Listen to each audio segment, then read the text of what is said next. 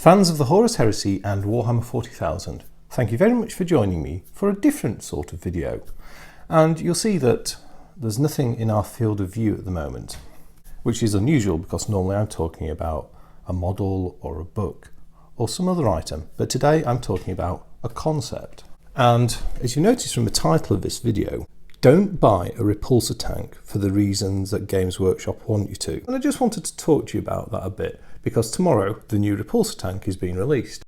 So the repulsor tank is the first new plastic Space Marine kit model that we've seen in the Warhammer 40,000 range for a long time. And I'm not counting things like the anti-aircraft rhinos because they were just modifications of existing models. We're really going all the way back to the rhinos and the Land Raiders for the last time this happened. So it is an unusual event.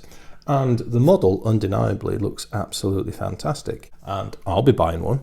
However, I'm not buying it for the reason that Games Workshop wants me to buy it. And that's because Games Workshop are trying to force people to buy the repulsor tank. And that's because Games Workshop are trying to force people into buying repulsor tanks with absurd and ridiculous rules restricting the transport of Space Marine troops in the 8th edition army lists.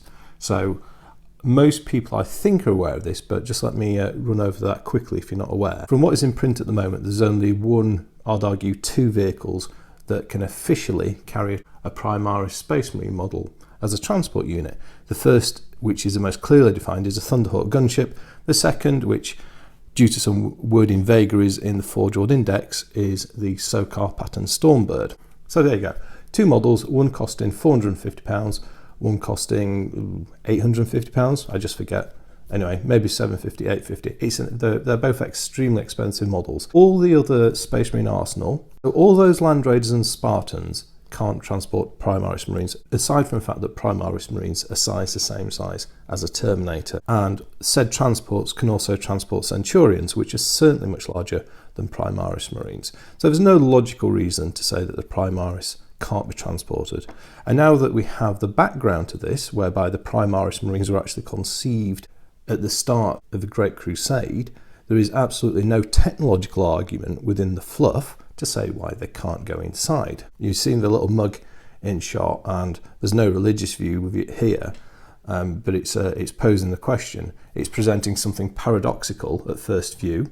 Here we have the duck-billed platypus, one of my favourite mammals, and a question posed by the body in power to the individual perceiving the item. Figure that out.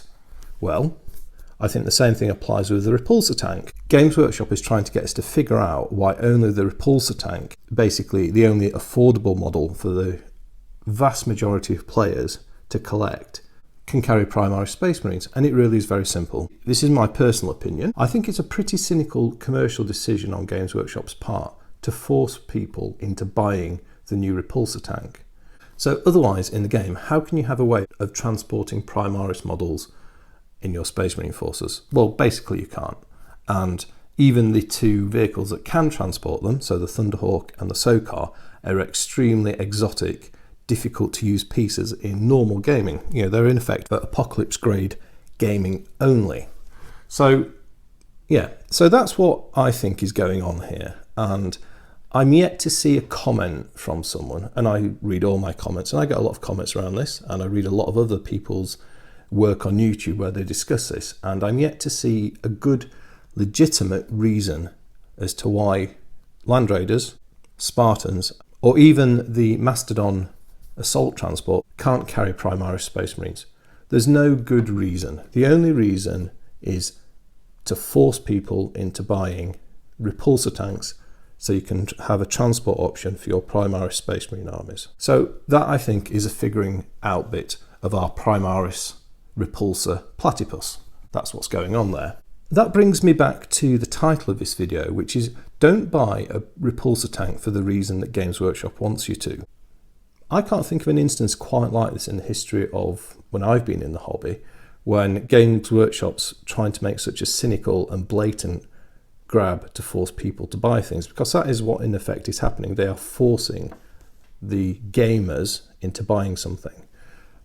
Where the chances are you'd have large collections already, and that's not the right way to do it, is it? And if you like a bit of classical literature, you know, there's the well-known Aesop's fable, the competition between the sun and the wind and the man in the cloak. Very simply, it goes that the sun and the wind decide to have a competition as to who can make the man take his cloak off first. And the wind blows really hard, and the man just pulls his cloak tighter and tighter and tries harder and harder to keep onto it, and he does. By using force and power, the wind is unsuccessful. The sun, on the other hand, just simply shines, and of course, the man becomes hot, and then he removes his cloak. And the meaning of the parable is do things gently and positively, and you'll get people to do what you'd like. If you try to force people to do it, then it's not going to happen. So, and I think that's very much a case of what I see in what's about in Games Workshop strategy with the repulsor tank. So yeah, don't buy a repulsor tank if you're purely doing it as a transport option for your Primaris Marines. If you already own a Land Raider or Land Raiders and you're happy to use those, ignore the rules about transport restrictions on Primaris models. Use your Land Raiders, why not?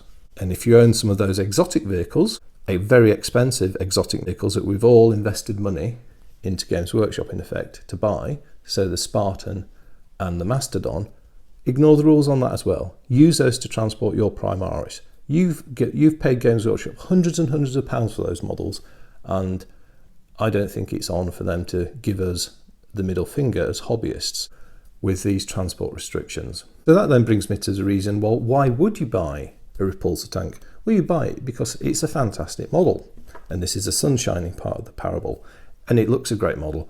I'm very excited to have one as a kit to build. It's the first time in many years that the Space Marines have had a brand new tank to add to their arsenal, and I think it's very exciting in that regard, and the model does look brilliant. There's loads of customization options, and it's a bit of a different vehicle as well because it's an Imperial Grav vehicle as opposed to a track vehicle or a wheeled vehicle, which is typically what we see.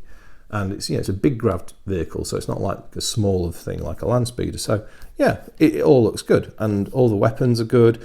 The rules on it look very good. It's all balanced. It fits well compared to a Land Raider in terms of its battlefield capability and its weapon options. The two complement each other as opposed to one replacing the other, and that's all very good. As I say, the only problem is this ridiculous restriction. The problem with the repulsor tank is that Games Workshop is trying to sell it to us as the only affordable way of transporting your Primaris Space Marines in the game of Warhammer 40,000 8th edition. So I thought I'd make this video, and I think as hobbyists, I think we need to think long and hard about how we respond to what's being forced on us by Games Workshop.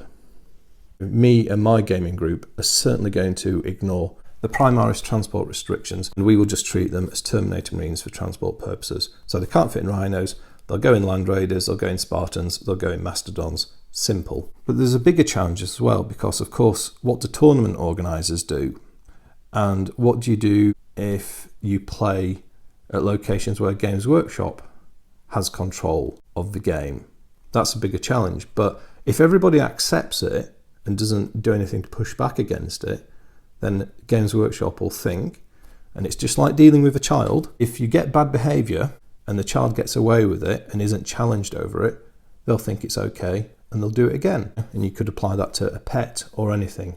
And indeed, like, a grown person. When people in organisations exhibit bad behaviours and they're not challenged and held to account for those, then if it's a success for them, then they've learnt that they can do that and use that approach, and they will probably repeat it again in the future. So do think carefully about that. So I guess that's quite a thought-provoking video compared to some of the stuff I usually do. Yeah, I think it's a thought-provoking moment in the hobby. So as always, the comment section is open. Please share your thoughts. Keep it constructive. I'd love to hear them. Please do keep it constructive. Games Workshop might be doing something that I don't agree with. However, the way to deal with that is in a constructive and articulate way.